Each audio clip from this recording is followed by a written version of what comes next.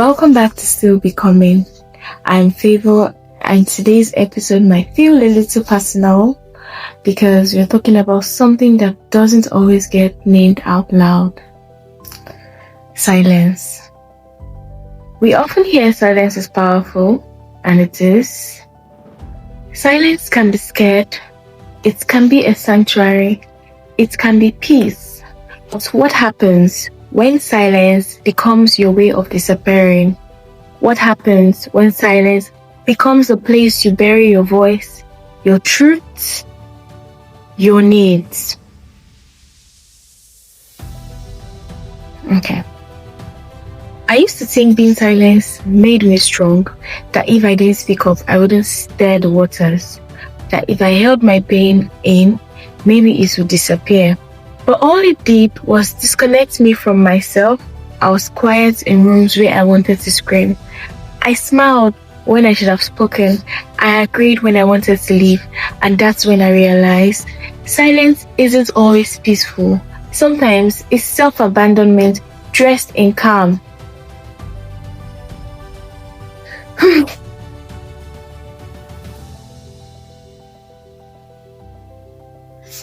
If you've ever held your truth in your throat, if you have ever gone mute in moments that matters, this episode is for you.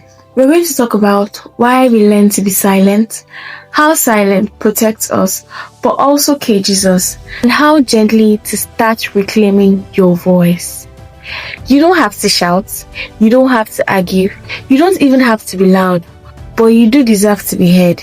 Even if your voice shakes, even if your words are messy, even if they don't understand you, it stops being peaceful. So we'll be talking about why we learn to be silent. First, why we learn to be silent. Silence wasn't always a choice for many of us.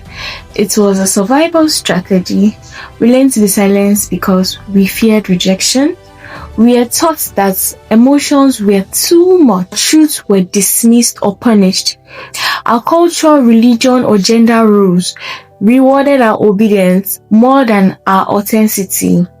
So we internalize the belief speaking up is dangerous, being honest is disruptive, staying quiet keeps the peace. And even though we are older now, we still carry that little voice inside that says, if you speak, something will break. How silence protects us, but also cages us. Silence can be a sanctuary. It can give us space to breathe, reflect, and find clarity. But if we stay there too long, it becomes a cage. A place where we lose our boundaries, we minimize our needs, we tolerate things that harm us to begin to forget the sound of our own truth. Silence can protect us, but eventually it starts costing us our voice, our authenticity, and our self-trust. Sometimes silence isn't peace, it's fear dressed up as calm. And number 3, how to gently start reclaiming your voice. You don't have to become loud to be heard. You don't have to be fearless to be free, but you do need to take one step towards your truth. Start by asking, what do I need that I've been afraid to say out loud? Where am I quiet? Not because I want peace, but because I fear rejection. Then try writing what you can't yet speak, practicing saying no without over-explaining, voicing your feelings in safe spaces, surrounding yourself with people who honor your voice, not silence it. And when your voice shakes, let it. That's still strength. That's still becoming. So, your voice matters, even if you're still learning how to use it.